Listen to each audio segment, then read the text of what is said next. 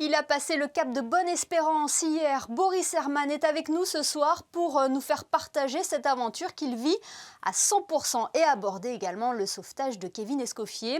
En plein Vendée Globe, il nous invite à bord du Sea Explorer Yacht Club de Monaco. Bonsoir Boris Herman. Bonjour.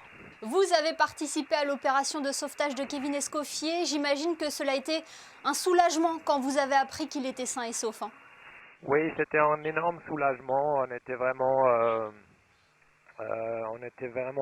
desperate. On était là, regarder partout dans l'océan et on a eu vraiment peur pour lui. J'ai parlé avec lui sur la VHF. Il était sur le bateau de Jean Le Cam et j'étais très proche et avec la radio, j'ai pu le parler directement et j'ai entendu que sa voix était très bonne. Il était excité, il n'était pas abîmé physiquement à ce moment-là et ça c'était une très bonne nouvelle. Comment on arrive à se mettre mentalement dans la course après un tel événement ? J'ai partagé l'expérience et les émotions avec quelques proches par téléphone où j'ai fait des messages vocaux et j'ai senti que ça s'évacue faire à mesure. Et le jour après, oui, c'était un peu dur, j'ai pleuré un peu et j'ai réalisé, on avait réalisé que c'était vraiment dangereux et pas loin de la catastrophe pour lui. On est heureux, hein, on est heureux qu'il est là.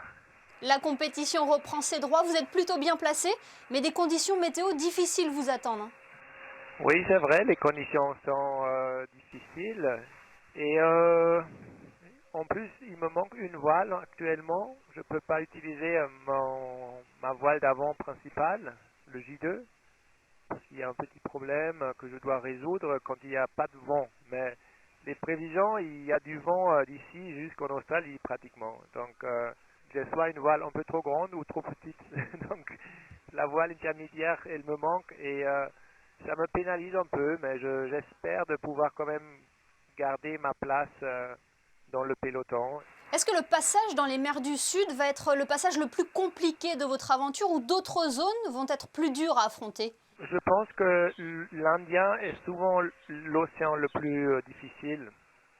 Le Pacifique, il porte dans son nom déjà d'être pacifique. De ma mémoire, j'ai jamais vu des prévisions comme là où j'ai 10 jours de tempête. C'est fou quoi. Donc ça va être une période devant moi très dure. Et, euh, et certainement on trouvera des moments un peu plus cléments au sud de l'Australie, à l'approche de l'Australie et peut-être dans le Pacifique.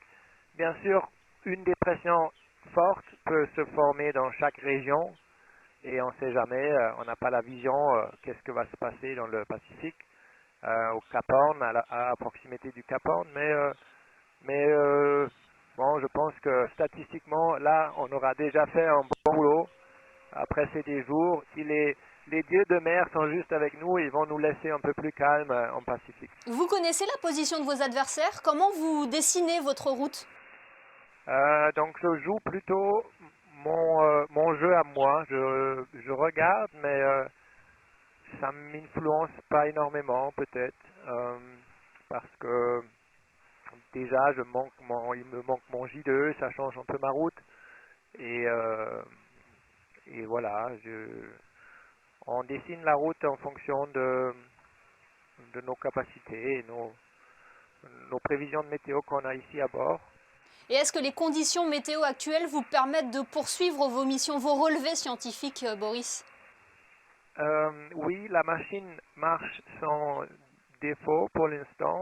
Notre Ocean Pack, le laboratoire automatisé, et j'ai envoyé une fois les données à terre euh, pour contrôle et il n'y avait pas de problème avec les données, donc ça a été vérifié. Et là, je vais, dès que ça se calme, ça me laisse l'opportunité de m'approcher dans la zone, dans le bateau, sans trop de danger. Je vais envoyer le prochain paquet de données.